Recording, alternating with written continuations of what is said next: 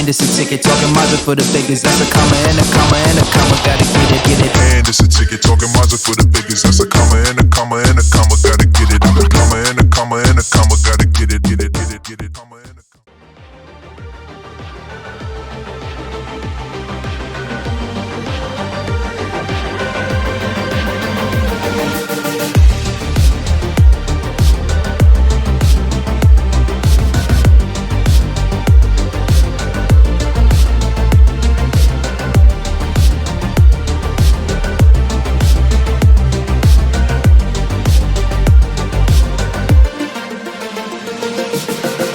So a couple of things I want to touch on today is I talk really, really fast. I have a lot of content to get through today. I'm time limited to an hour.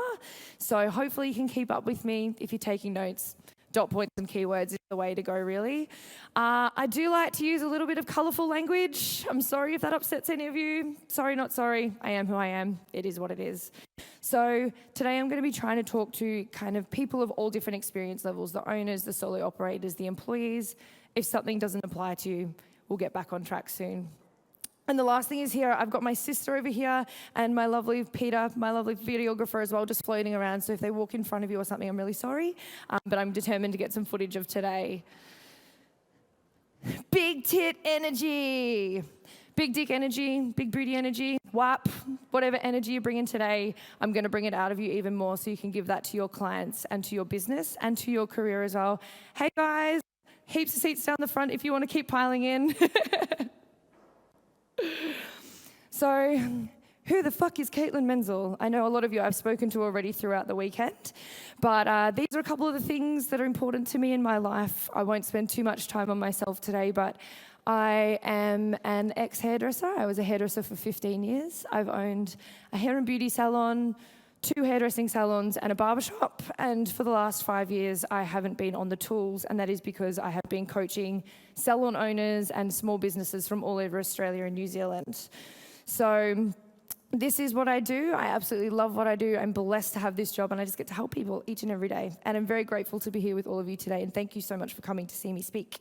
So the ultimate client experience is something that I'm very passionate about. I feel like when we've been in our job for a very long time, we can become quite complacent.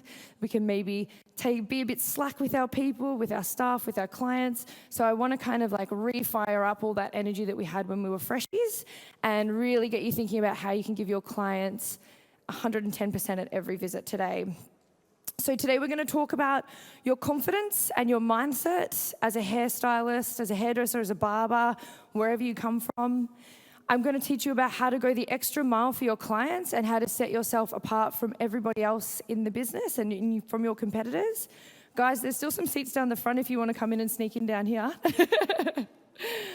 Booking out and building a strong client base. I know some of you here already have a full clientele, but I do want to try and teach you how to keep that clientele growing, keep your business growing, and be booked out every single day. Building value in your products and services. This is something we miss a bit. I feel like this is a lot of the reason that people don't buy is because they don't feel they have value in your products and services. So I'm going to teach you how to do that with your clients. I'm also going to go through pre- and post-appointment advice because I feel like this is something that a lot of people don't do or don't spend a lot of time on. So you'll see a couple of these quotes come up throughout the day today. You cannot pour from an empty cup, aka you have to fit your own oxygen mask before you can fit anybody else's. An analogy with another analogy. You can't give to others unless you are full of energy yourself. So check yourself. This one I'm going to talk about you. So first thing, most important thing is having a really good sleep routine. A couple of things on that. Set a bedtime. I know it's hard. I know you want to go do things. I know sometimes you work till 10 p.m. and then you can't wind down. Try and turn off your phone at night and actually set a bedtime and make sure you're getting your 8 to 10 hours a night. It is so important. So important. The other thing is set an alarm in the morning. If you actually set your alarm for the same time every day, you regulate your circadian clock and you'll be more productive throughout the day, even if you happen to go to bed later or miss something throughout the day. The next part of that is if you actually get up an hour earlier every morning, you have an extra 2 weeks in your year. Thank me later. The next thing here is eating habits. Lunch break? What's a lunch break? None of us get a lunch break, right? I want to make sure, even if you're eating half a banana, a spoonful of cereal, something like that, please eat something in the morning before you go to work. Your body needs fuel. Your metabolism needs to get going. Your energy needs to start for the day. Try and eat lunch. Try and eat some healthy snacks throughout the day if you can jam it in between mixing up a colour and rinsing off your client. And eat dinner. And try not to eat dinner at 10 p.m. if you can do it. Making sure you're starting to assert yourself and actually have breaks is probably a good place to start. The next thing here is move your body. So every morning before didn't matter if I had a 2-hour day or a 12-hour day, I would get up and I would do yoga. I would take my dog for a walk. I would do something to get my body moving and my body functioning and get my blood flowing in the morning. One of the best things you can do is actually go out and get your bare feet in the ground, whether it's sand, whether it's grass, whether it's the concrete pathway that you live on. Having your feet on the ground and activating all those receptors under your feet is actually better for your body. And it, again, gets that body moving, gets that blood flowing, and gets you started for the day. Now, this is a funny one. Accomplish something first thing in the morning. So I have a friend who's in the army. He works up in Townsville. And every single morning, the first thing they have to do before they do anything else for the day is make their bed for the day. A, it's fucking awesome getting into a made bed at the end of the day. But B, if you accomplish something within the first 15 minutes of waking up, you'll actually continue to accomplish things all day, every day. Whether it's big, small, anything, you're already in that accomplishment mindset. So get up and try and make your bed in the morning, or do something very early on in the day. The next thing here is self-talk. And this one's a really tough one because a lot of us get in that, I can't do that, I'm not good at selling retail, this client doesn't like me, blah, blah, blah, whatever bullshit you tell yourself. So I want to talk to you a little about ego and soul. Ego versus soul. Hey guys, there's a couple of chairs over this side, I think. So your ego is that thing in your head that goes, you can't do that, you're not good at that, you don't deserve that. And the soul is the thing that's like, fuck yeah, go get that $5 million beach house, go buy that car, go do all the things you want to do.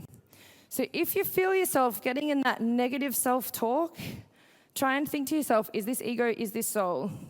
Am I being rational or irrational? Is this actually real and is this how I feel? And try and bring yourself into that positive soul, inner child thing that screams for you and cheers you on. And the last point here is lead by example. I don't care if you're an apprentice, I don't care if you're a basin person. I was going to say basin bitch, that might be a bit politically incorrect. We all won at one stage. I don't care if you're the salon owner. Lead by example. Be the person you want to be. Be the person that your dog thinks you are. Really important that you show up and give your best self every day because that energy feeds around a salon. Yay! Oh, shit. The next thing here is you get what you work for, not what you wish for. This is one of my favorite sayings ever. I feel like so many people these days don't have any grit. They aren't willing to go and get it. No one is going to hand you everything that you want on a silver platter. You have to go and fucking get it. So you get what you work for, not what you wish for. If you wish for it and you work for it, you'll get it. I love you too. The next bit is, we're going to talk more about the client stuff now that we've gone through a little bit of self stuff. So if you are not using booking software, oh my God, it's 2022, get with the program and get fucking booking software. There's Katomba, there's all these other places out there that offer amazing booking software. It makes your life so much easier.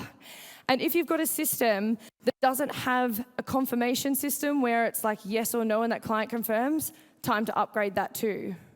The cost of booking software is what? Somewhere between $200 to $300 a month, one client.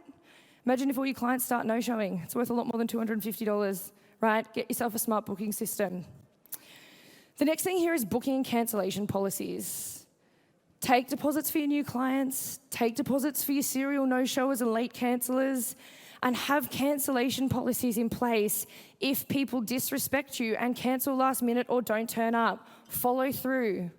You have to follow through. If they don't want to pay it, good, bye, see ya. Moving on to the next person. You have to start asserting yourself and actually charging for what you're worth. If someone books an appointment with your business, that is a contract that they are going to turn up. End of story. And you wouldn't do it to someone else, so you know there's consequences. The next thing here is pre-appointment advice. This is something a lot of people don't do. With your pre-appointment advice, we used to have in our confirmation text message, confirming your appointment, this date, this time.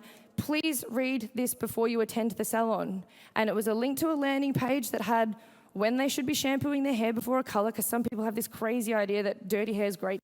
Horrible.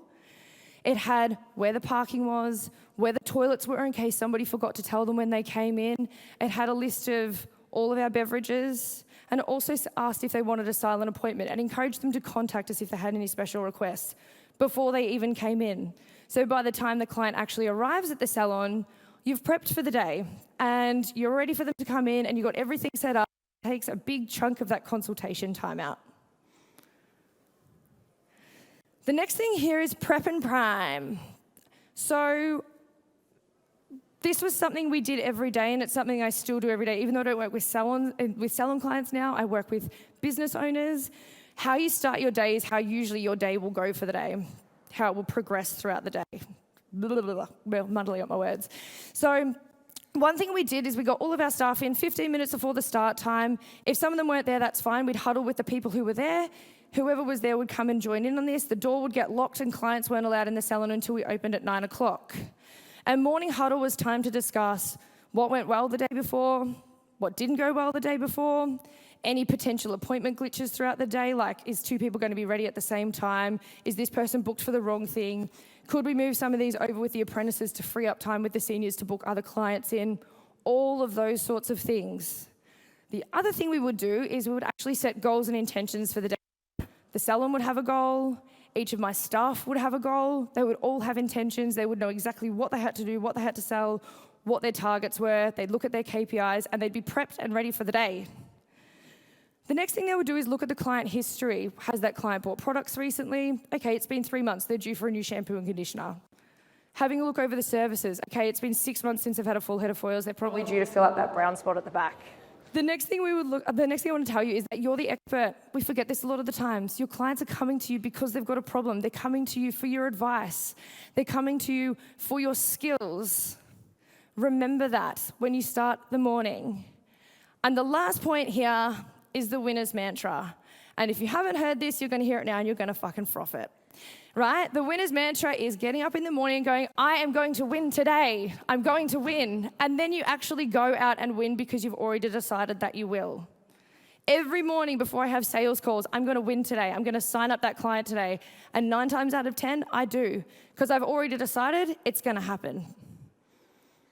That slightest bit of doubt can really, really ring true throughout the rest of your day. So try and use your winner's mantra. Another really cool thing, actually, a bit weird. This is a bit from one of my mentors a while ago who was a little bit more woo-woo. She used to stand in a Superman stance before she started her day, looking up, hands on hip, cat stance, and actually get in a Superman stance, and that's how she started her day. Same sort of thing. You laugh. It's great. You're all going to be doing it in your salon next week, I promise you. So the next thing I want to talk you through is the consultation. I know you all know how to do a consultation, but hopefully we can advance on a few of those points today.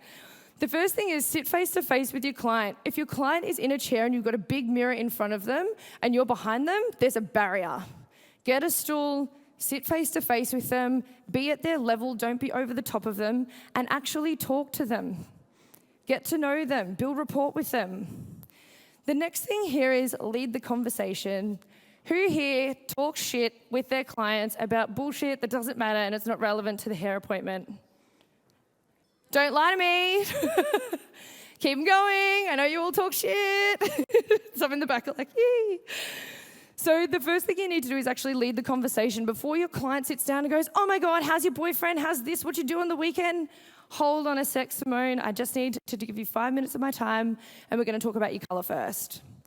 Your consultation should be basically about determining what services they're going to have for the day and leaving the retail to a little bit later. We really want to be as conscious as possible of time management. The next thing here is pre-frame, plan, and program your clients. When that client is in your chair, even if you know you're going to achieve that result on the first day, you should be already talking to them about their future appointments with you. Today we're going to have this. Next time we're going to refresh this, or we're going to do this. By the third appointment, we're going to do this.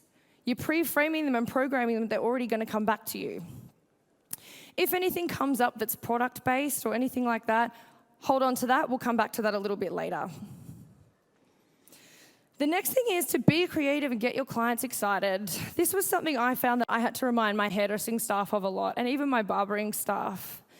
Get your clients excited. Give them something new. Offer them the new, latest, greatest, trendy color. It doesn't matter if you've had that color for 2 years. They don't know. Just tell them, hey, I've got this amazing new color. I'd really like to try it on you today. I'm sure so many of you have those clients that have been having the same 5N brown for like the last 100 years and they really need a shake up. Why don't we add a bit of violet today? Why don't we make it a bit ashier today? Why don't we make it a bit warmer today? Why don't we make you a bit more chocolatey? Anything like that to just get you a bit excited. Add a money piece. Get your clients excited. Another great thing that I used to do is, oh my God, Simone, I've been thinking about you for the last 4 weeks. We've got this amazing color and I really want to use it on you. Can we give it a go today? Right? You might not have been thinking of them for the last 4 weeks, but they feel like you have now and they feel loved and cared for and thought of. Everybody just wants to be loved.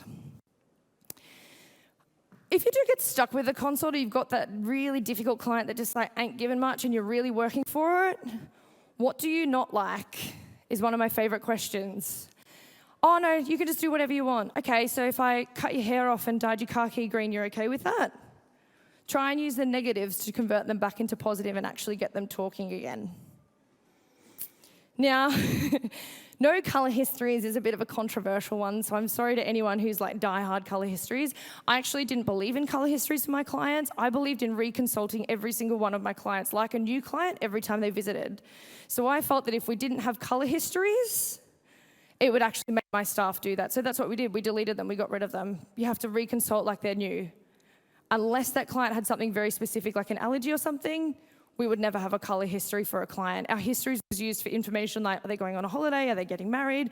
Information about their family, the coffees that they drink, all of those things. So I know some of you don't agree with that, but I promise you it'll change how you operate if you do delete them. The next thing I want to talk to you about here is good salesmanship. So a lot of you are scared of sales, I'm guessing. Who here loves sales? Yeah, who here hates it? Feels a bit yuck, feels uncomfortable. Yeah, way more. So good salesmanship is getting to the bottom of what the problem is and actually solving a problem for that person. Nobody's coming to you because their hair's amazing. They've either got regrowth, they're faded, they're grey, they're flat, they're dull, they're yellow, whatever it might be. Selling them something they don't need is bad salesmanship, but selling them something they do need and giving them things they want and making them feel more amazing is great salesmanship. We literally sell ourselves. We sell our knowledge, our expertise, our services, our skills. We are people at the end of the day. This would be the point too where you need to be upselling services. There's nothing more cringy to me than when people are like, oh no, I upsell treatments at the basin. What? The start of the service is where you should be upselling everything that they're going to have throughout that service. If you have juniors or other people in your team that are going to be doing those services with you, or you've got one person doing the color and one doing the cut, you should all be consulting together.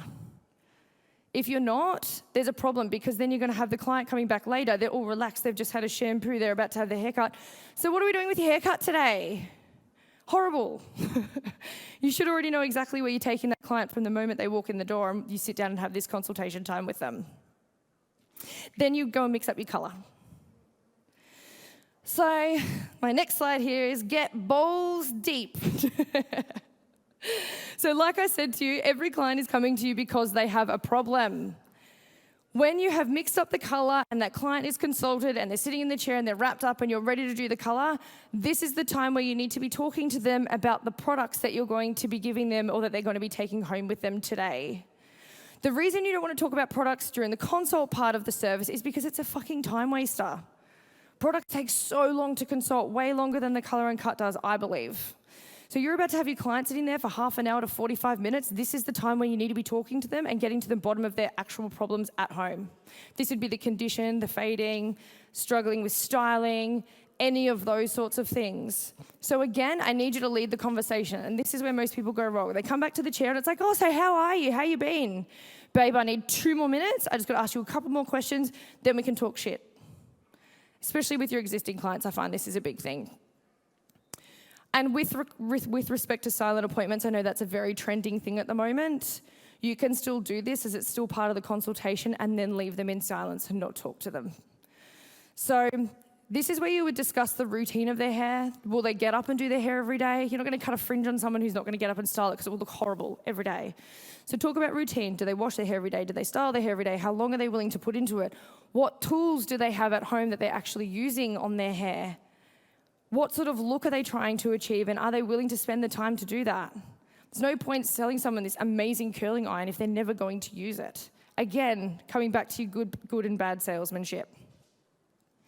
The next thing here is to solve their problems. So once you have gotten to the point where you're like, cool, this person has told me, we've gotten to the point where their hair is dry or it's faded or it's frizzy, amazing, I've got a product I'm going to give you for that that's going to solve that problem. I'll show you how to use it later. And then we're going to come back to it later.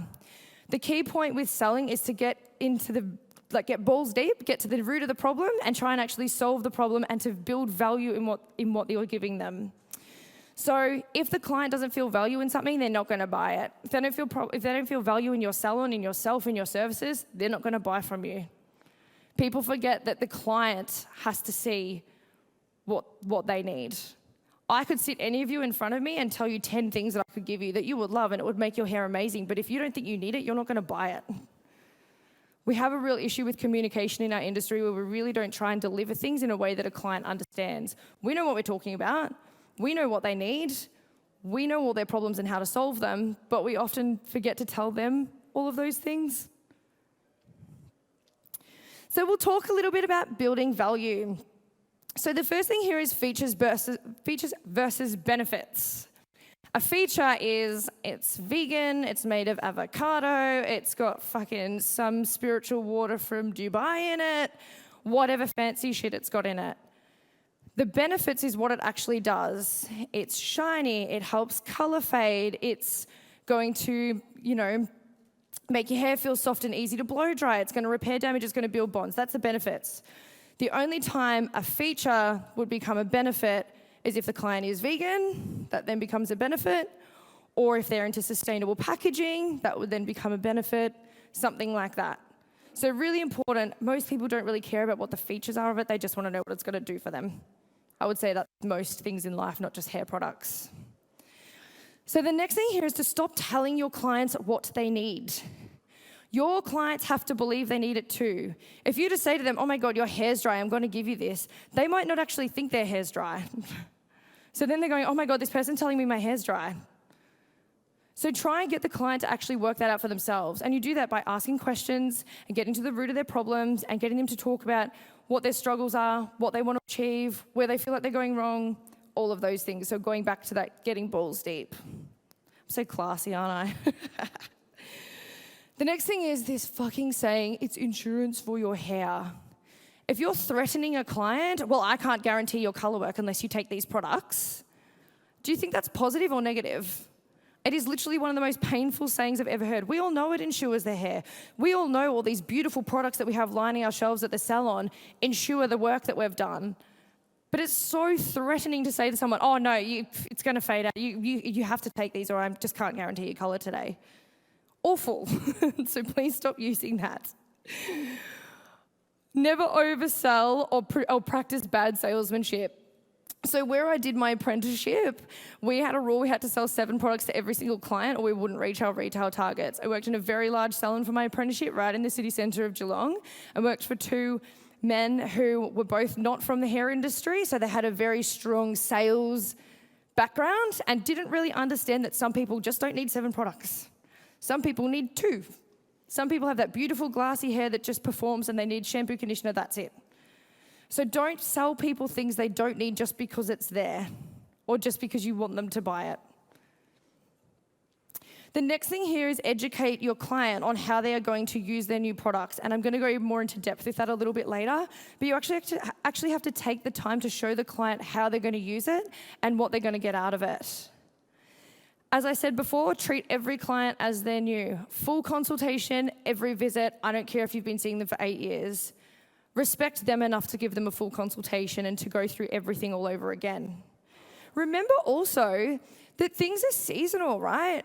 Your hair might be awesome through winter, but then come summer, it's out in the sun more, it's feeling drier, it's this, it's that. Like seasons change things. So while it might have been amazing 6 months ago, it might not be now. And if you're not asking those questions, or they don't feel confident enough to come forth with them, you're letting them down. The next thing is, once you've gotten through that and you've talked to your client and you've gotten to the bottom of what the products are, I like to place the products in front of the client. I like to give the client time to familiarize themselves with them, read them, smell them, feel them if they can. Try not to use tester products. They're usually a bit grimy and grubby in a salon. I try and put the new ones there. But let them sit with them and think about them and look at them and embrace them and get used to them. And then you would allow the client's color to process. Growth starts the moment you realize it's only you that holds you back. We've all had trauma, we've all had shit go on, we've had weird childhoods. We've all got exes and friends and whatever that hold us down, but actually it's only you that chooses to hold you down. You don't have to listen to all of that stuff. You can work through that and you can choose to move forward. So when you realize it's only you that holds you back, a whole new world will open up for you. The next thing here is basin etiquette. This is something that's not spoken about very often. If you're somebody who just goes, oh yeah, I'll meet you in the first basin, please don't do that. Take the time to escort your client through to the basin, help them back into the basin. A lot of them are really awkward and uncomfortable. And take the time to spend that time with your client. The next point here is shut the fuck up. Shut up. When your client is in the basin, they are relaxed, they are chill, they are lying down. This is the only time a lot of your clients have away from their kids, their job, their family, their friends, their life. Let them tune out. Tell them to close their eyes and relax and actually lie them back and relax them. I know you're putting a tone on, it's not super comfortable, but you don't need to be talking to them unless they're actively trying to initiate conversation with you. Let them relax. Again, this is not a time to sell. When your client's in the basin, they're so relaxed that like plummets off the bottom of the scale of relaxation, right? Leave them alone. Don't try and sell them things right now. They're not listening. They've already done the selling part at the start of their appointment. Also on here is use the actual shampoo, conditioner, treatment, basin products that you're actually recommending. I hear of some salons that have bulk shampoos and conditioners and stuff, and it makes me sick that you would go and recommend a $50 shampoo or product to a client and then use some other crap at the basin. Don't do that. I'm sure you're all here, so you don't do that. And the last point here is never bypass the head massage. Just don't do it. Even if you have to shorten it down because you're time poor or whatever, just never miss this bit. This is most people's favorite part of their appointment, unless they tell you they don't want it. So the next section here is the finish, which is once your basin service is done, you would then escort your client back to their chair. Again, not telling them to go back, actually take the time to walk with them and walk them back to the chair. And the finish is actually really, really important because a lot of people don't do this. This time I want you to stand face to face with your client. I know I said sit before because you don't want to be talking down to them, but this time you're going to be doing a bit of a demonstration. So you want to be, again, same side with your client, turn them towards you if you need to. And this is where you're going to show them every single product that you're going to use on them. So you would talk them through. Now remembering we're doing 2 shampoos. If you don't do 2 shampoos, a lot of people don't know to do 2 shampoos, really weird. 2 shampoos with this shampoo, then you're going to rinse that out. Then you're going to use your conditioner, put a little bit in your palms, rub it through your hands, pull it through like this. If you use it on the roots, it's going to go oily. Give them pointers along the way because a lot of clients don't actually know to shampoo down here or shampoo their whole head. They don't know that water makes your shampoos foam up more. Little tips like that are like little gold nuggets that will keep clients coming back to you. Then you're going to go through every single product and exactly how to use them. What you are going to do is grab this product off your shelf, spray it through in sections like this, then comb it through. Do you understand how you're going to use this product? They'll say yes or no. If they say no, tell them exactly again how to use it or find out what they don't understand. Then you're going to grab this product off your shelf, squirt out about this much, work it through your hands like this, pull it through the ends. You don't want to do this, you don't want to do this because you'll get greasy. Whatever other pointers you need to give them. Do you understand how you are going to use this product at home? The reason you're using a lot of yous, and yours is you want to get that client visualizing themselves in their own bathroom, actually using what you've recommended for them. If you bring your client back to the chair and you're just slapping their, leave-in conditioner in their hair and you're like, oh yeah, so I used that cream on you today. And they're like, wait, what the fuck? I didn't see anything. Yeah, I can smell it, but I can't feel it. I didn't see how to use it. A lot of people don't know how to use basic hair products. They were never shown, they don't know. A lot of people don't use styling products or leave-in things or treatments or anything like that because they were never taught to. The next thing here is demonstrate and explain the use of tools. A lot of people don't understand how to use their tools properly, or they're using some shitty hairdryer from a department store. Or they're using something that's making their life so much more difficult. You should have uncovered this when you consulted them earlier, but show them how to use a brush. Show them how to use hair clips. Show them how to iron style their hair. Take the time with them. You want your client to be able to replicate everything you do throughout an appointment. If you can't do that, you're not giving them much value. You're just making them look amazing on the day, and then they come back looking rat shit because they can't uphold anything. You want your client to look amazing the whole way through their appointment, so they keep coming back, oh my God, my hair's never felt better. It's never looked better. I find it so easy. One of the best things I ever heard from one of my clients, she's like, you know the best thing you ever told me is to not curl my hair after it's straightened, like just do it after it's blow dried? She used to straighten her hair to get rid of the frizz and then curl it. And she's like, that's the best thing you ever told me. What a trivial piece of information. So those little nuggets are really, really important. The next thing here is get touchy-feely. Don't touch up your clients, that would be weird. But when you're blow drying their hair, or you've used product in there, the brush is gliding through, feel this, feel how good it feels, look how smooth it is, look how shiny it is, get them excited. As you're blow drying, talk to them about it and get them to touch it and agree with you. Again, we're building that value and actually showing them how they work. And then at the end, always show them how great they look. If you don't show your clients the back of their hair, you're crazy. Make sure you start doing that now. The last section here is closing time. And I know a lot of you are afraid to actually ask for the sale, to actually ask for the money. So when you're finished, I want you to grab your client and walk them through to the reception, grab all the products that you're going to give them. And then what I want you to do is when you get to the reception, put all the products down on the desk in the order that they're going to use them when they're at home. Quickly go over again. Remember, you're shampooing twice, then you're rinsing that out, going to your conditioner, you're going to use that, leave it in for a couple of minutes, wash your body, whatever you do. Then you're going to grab this product, squirt in about this much, rub it through your hair like this, and go through every single product. Do you understand how you're going to use these products? Yes. Great. Would you like me to put them in a bag for you? Yes or no? If they say no, we'll touch on what to do there in a minute. The next thing is you want to actually rebook that client's future visits before you close the sale. Once the sale is closed, once the payment is taken, that person is tuned the fuck out. They are ready to bounce out the door. They don't want to know you, right? They've probably been with you a couple of hours. They've got shit to do. So make sure you actually rebook that client before you take the sale. Then take their payment. The last thing here is ask for referrals. A lot of people are also afraid to ask for referrals. Mary, I've loved doing your hair today. I imagine your friends are just like you. I'm actually trying to build my clientele, and I would love if you could send me 3 clients. Here's 3 of my business cards, or however you do it. For every client you refer to me, I'm going to give you a free product, a $50 voucher, whatever. Oh my God, giving a free product. If that client refers you 1 client, they could be worth a few $1,000s a year. A small product or a voucher or something like that is not that expensive. A free blow dry, anything. That's how you would start to build a clientele and actually book your appointment book out. So the next thing here is a bit of objection handling, because I know some of you are probably going, oh my God, but people say no to me and it's so scary. I'm scared of rejection. Just because 10 people say no to you that day doesn't mean the 11th person won't say yes. Don't get hurt by rejection. Everyone has their own stuff going on. And just because they say no to you for 5 visits in a row doesn't mean they're not going to say yes to you on the 6th visit, right? So the first thing here is, and I guess this would be in respect to services or to products, I can't afford it. This is the point where you would go for the downsell. That's okay. So maybe instead of taking all these products, we just take the shampoo and conditioner today, and next time you come back in, we'll take these 2, pre-framing them for buying them next time they're coming back in. The next thing is I can get it cheaper elsewhere. I'm pretty sassy, in case you can't tell. I'd call them out on their bullshit. Oh my God, you're already here. Why wouldn't you just buy them? Or if you're going to a door, I'm going to hurt you because I'm a small business and I need the money more.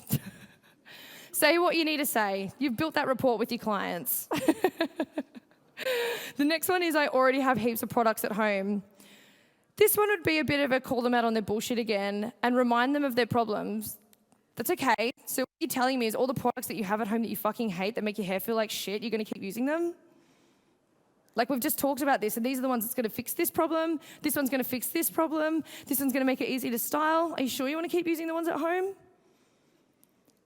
Put it back on them. It's not rude. It's just going, hang on, you've just told me you hate them, but you're going to keep using them. What? The next one here is, do I really need all of them? This is where you would go through specifically. Well, we did say you felt a bit dry, so this is the one that's going to conquer that. And we did say you felt it was flat. This is the one that's going to conquer that. And kind of go through them all again. So you kind of do need all of them. Do you want me to put them in a bag for you? And these last two are like nails on a chalkboard as well. I don't know my schedule yet. That's a nice story. If we book you in now, we can just move it if you need to move it. Yeah? And the other one here is, I will just call up or book online. I'm really, really busy. I'm actually flat out in 6 weeks' time. Can I please just book you in? We give you 48 hours notice. You can just call and move it if you need to move your appointment. Right? And when you are actually rebooking your clients, try not to give them a yes-no option. Try to give them an option of, yep, that's fine, so we're doing morning or afternoon. Is Tuesdays work for you? Kind of those sorts of questions where it's not really like, so are we rebooking?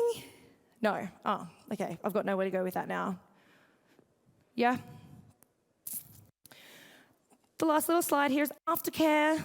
So post-appointment advice is also something a lot of people don't do, and it's something that we found really, really profound in our hairdressing salon. Not so much in our barbershop, but definitely in our hairdressing salon. So post-appointment advice is as simple as sending a text message to your client who's just had, we'll say, a global color application. Hey, this is how you care for your color. Don't wash it every day. Make sure you're using XYZ products. It could be as simple as a landing page. You could customize it if you want to. But letting them know that you care about them, and you don't just care about them and taking their money, you care about them afterwards as well. It takes 2 minutes. You could do it at the end of every day. You could do it a couple of days after they visit you. You could do it once a week if that works better for you and you've got scheduled admin time. But appointment advice, especially if someone's had a big color change, or if someone's new to your salon, or if someone hasn't been a client of yours for a while and you know they're not using the right products, really, really, really good way to keep your clients excited about coming back to see you. Oh, they actually care about me. I'm not just dollars and cents. The next thing here is attain feedback. So many people don't get feedback, or they use some weird automated Google thing or SurveyMonkey or whatever, and I bet you don't get many of them back. Our feedback process was very simple. To every new client for their first 3 visits, because people tend to slack off after the first visit, every client on their second or third appointment with us thereafter would get a feedback text, and it would be customized from my salon manager. Hey, Caitlin. Thank you so much for visiting us the other day. My name is Lauren, and I take care of the feedback for Hunter Barbershop. All I'm asking you for today is one piece of feedback, constructive or positive, I encourage, and one question. Out of 10, how likely are you to recommend us to a friend? 10 being, of course I would, 0 being, never come back to you again. Thanks so much. One question that covers all bases. People aren't going to recommend you if they're not happy. And they will recommend you if they are really happy. Rather than being like, how was your welcome? How was your color? How was your foils? How was your basin service? How was your XYZ? And taking 10 minutes of their time. Everyone's time poor. We're all crazy. We all have to work. People don't want to spend their time answering a fucking survey. Right? From there, if we got 8, 9, 10, I would direct them to give us a review online, whether Facebook or Google or something like that, right? I'm totally comfortable with a 4-star review. That's fine for me, right? Anything that was 7 or less, I'd get them on the phone. I'd try and talk to them, rectify the situation, offer a solution, whatever needed to be. Turn that into a 10 if we can. But that is one of the most simple ways of getting feedback from your clients. And anything we did get, if it was positive, straight in the staff group. Congrats, Taylor, you got an amazing review. Anything that was constructive, we would deal with privately. Feedback's paramount, guys. Paramount for growth. You can get the most trivial things, like we had ones that was like, oh, my coffee was cold. Easiest fix ever. But at least we asked the question. And always do it within 48 hours of that client's service, because you want to get on top of them before they come back to you with something negative or leave you that dreaded 1-star review that cuts a hole in your soul. The last thing here is booking reminder. If you haven't rebooked your client, because some of them just refuse to rebook, a booking reminder text prompt is really, really great. Best thing we ever did in our barbershop, right? We found boys, not grouping you all, were pretty useless at rebooking their appointments and they like to book last minute. 3 weeks after they visited us, hey Cam, you're due for your haircut in a week's time, book here, online booking link. We always knew when it went out because within about an hour we had about 60 bookings. So it was good. I love this one. Fans are vanity and sales are sanity. What's the point of having 100,000 followers if you're not cashing in on them? People get too obsessed with what looks good on the surface and they're not actually focusing on what's going on in their business. I know that's not true for you guys because you're all here today, but fans are vanity and sales are sanity.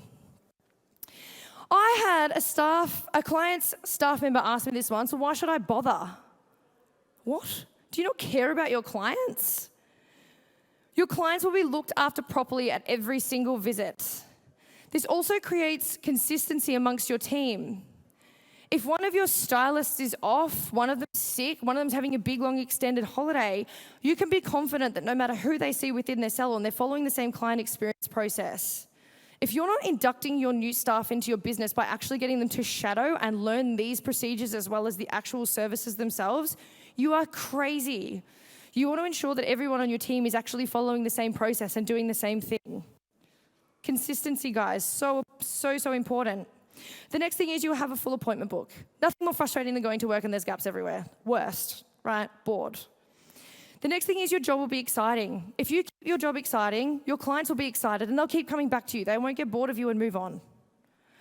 The next thing here is your client's hair will be in incredible condition. They're coming back regularly. They're using your products and services.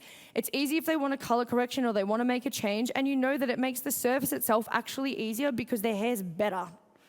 Pretty black and white there. The next point here is you'll be making more money. Perfect. We all love more money. And the last point here is happy clients refer clients. Most of the time you don't even have to ask them for a referral. You just all of a sudden start getting client referrals. How good? No cost of acquisition, right? The last thing I want to touch on here is a bit about self-worth and self-love. I think as hairdressers, and I know definitely for myself, I started hairdressing in 2004, is we're thrust into this job where people are like, oh, you're all dumb, you don't earn money, you just hang all over a chair and gossip all day. Like you're put to like the bottom of the trades list, right? We don't assert ourselves.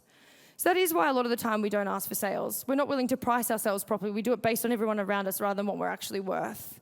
You're all here upskilling. That comes at a cost, right?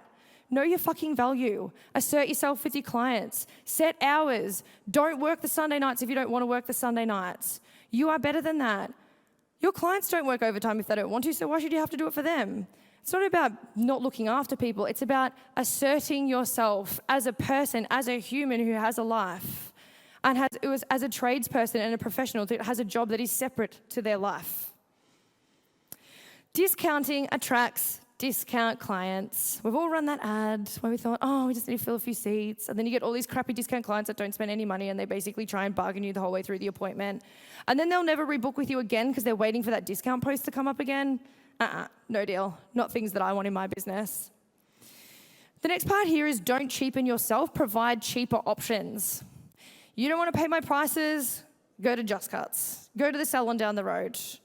We had a salon that was up a little arcade, literally about 300 meters from our salon, who used to charge $99 for a full head of foils, and we were about $500. And we used to have people come in all the time, oh, around the corner they charge $99. I was like, that's cool, we charge $500. You don't have to bargain with people just because they ask for the discount. You don't have to give people discount just because they ask for the discount. You just let it yourself down. You need to assert yourself. And the last thing here is to promote equality amongst your clients. If you are charging men and women and children and pensioners all different prices because of their age or their gender, it's 2022, time to get with the program. Why aren't you doing a 30-minute, 45-minute, 60-minute, 75-minute haircut price? A haircut's a haircut. I spend more time on a fade than I would on an increased layout, right? It's a much more technical haircut. Just because they're male, they pay less? Doesn't really sit right with me. Yeah! It's time to get with the times and start charging people fairly. Also, some people have absolute beasts of kids that take you an hour, right? But you can do an adult haircut in like half an hour to 45. Yeah. Charge on your time. Your clients aren't paying for the 30 minutes, they are paying for the 20 years of experience that goes into that 30 minutes. You guys train a 3 to 4 year apprenticeship. You upskill constantly. You follow trends. You work on yourselves. You offer salon training. You're constantly upskilling and bettering yourself. Not many trades do that, right? We're awesome. We're different. So they're not paying for the 30 minutes. It's not just about the hourly rate. It's about all the experience and all that knowledge and all that power that you bring to that 30 minutes. The last thing here is you've got to take the leap or you'll be doing the same shit for the rest of your life. Your time starts now. Time to make the changes and time to level up. So that's all from me today. I am Caitlin Menzel. Thank you so much for coming to see me. I'm so blessed. Thanks. You